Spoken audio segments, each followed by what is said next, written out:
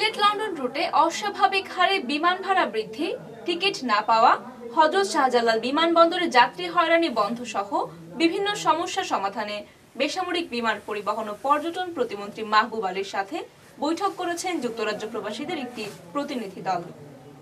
বৃহস্পতিবার সকালে প্রতিমন্ত্রীর কার্যালয়ে ঘণ্টাব্যাপী এই বৈঠক অনুষ্ঠিত হয়।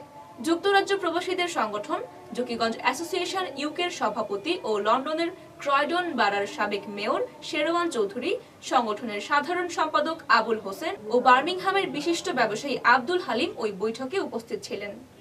বৈঠকে প্রতিমন্ত্রী মাহবুব আলীর কাছে যুক্তরাজ্য প্রবাসীরা যুক্তরাজ্যস্থ বিমানের কান্ট্রি ম্যানেজারের সাম্প্রতিক দেওয়া একটি বক্তব্য তুলে ধরেন।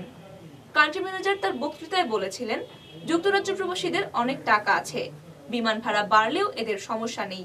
প্রবাসী প্রতিনিধি দল সিলেট লন্ডন রুটে বাংলাদেশ বিমানের ভাড়া কমিয়ে যৌক্তিক পর্যায়ে আনা, বাংলাদেশের যুক্তরাজ্যে পর্যটকদের আরো আকৃষ্ট করতে প্যাকেজ পদ্ধতি গ্রহণ, প্রয়োজনে লন্ডনের স্ট্যানস্টেড বিমানবন্দর থেকে বিমানের ফ্লাইট পরিচালনার জন্য প্রতিমন্ত্রীর কাছে দাবি তোলেন।